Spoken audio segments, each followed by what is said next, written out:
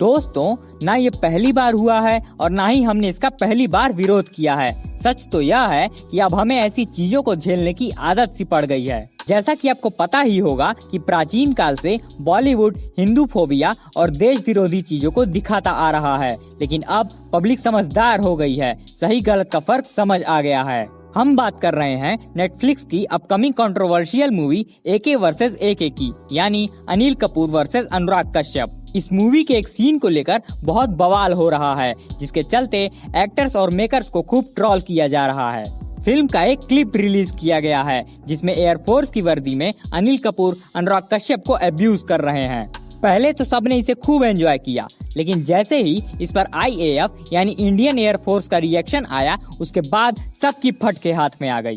अगर कोई नेता या वॉलंटियर इस पर रिएक्ट करता तो बहुत ही आसानी से इग्नोर किया जा सकता था, लेकिन जब खुद इंडियन एयरफोर्स ने इस पर आपत्ति जताई है तो मतलब कुछ बहुत बड़ी गड़बड़ हुई है। हैरानी की बात है कि अभी कुछ ही महीनों पहले गवर्नमेंट की तरफ से एक नोटिस जारी किया गया था कि कोई भी इंडियन मूवी अगर उसमें सेना या उससे रिलेटेड किसी भी चीज का यूज किया जाता है तो उसके लिए मिनिस्ट्री ऑफ डिफेंस की परमिशन लेनी पड़ेगी। लेकिन ये बॉलीवुडवा वाले भोसड़ी के पता नहीं अपने आप को समझते क्या हैं। अभी कोई लीगल एक्शन लिया जाए तो सब के सब फ्रीडम ऑफ एक्सप्रेशन और फ्रीडम ऑफ स्पीच के नाम पर छाती पीट पीट कर रंडी रोना शुरू कर देंगे। सेना की वर्दी कोई नॉर्मल कपड़ा नहीं है कि जब मन किया पहन लिया, जो मन किया वो किया। पहनने की भी औकात होनी चाहिए, और ये बात इन 2 टके के लोगों की समझ के बाहर है, क्योंकि इन्हें तो बस पैसा कमाने से मतलब है, फिर चाहे कोई जिए या मरे।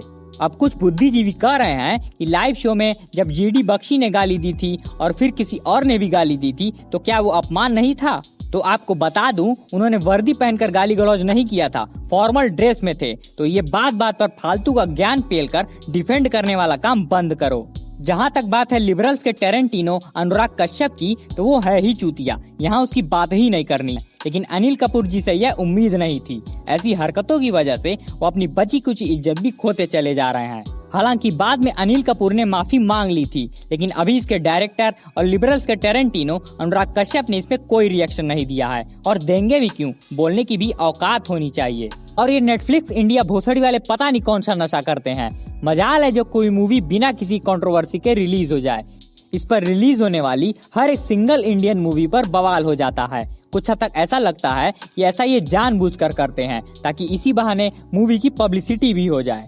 लेकिन अब टाइम बदल चुका है। प्रमोशन और पब्लिसिटी का चाहे जितना भी तरीके अपना लें, कोई फायदा नहीं होने वाला, क्योंकि अब लोग समझदार हो गए हैं। एक बॉयकॉट फेंक कर मारेंगे, पूरा कैरियर बर्बाद हो जाएगा बॉलीवुड वालों का। एग्जाम्पल तो सब देख ही चुके हैं। खैर, इन हरामखोरों को चाहे जितना भी गरिया दो, लेकिन ये कभी नहीं सुधरेंगे। एक माफी मांग लेंगे, फॉर्मेलिटी पूरी हो जाएगी, उसके बाद फिर से वही बकचोदी शुरू कर देंगे। लेकिन इन चीजों का तगड़े लेवल पर विरोध करना उन्हें इस बात का यकीन करवा देता है कि उन्होंने जो किया है गलत किया है, जो कि ये बहुत जरूरी भी है। इन लोगों को इनकी औकात बताना बहुत जरूरी है। तो आपकी क्या राय है इस बारे में, हमें कमेंट बॉक्स में जरूर बताइएगा। और अगर वीडियो पसंद आया हो तो लाइक कर दीजिएगा और चैनल को भी सब्सक्राइब कर दीजिएगा। मिलते हैं नेक्स्ट वीडियो में। जय हिंद, वंदे मातरम।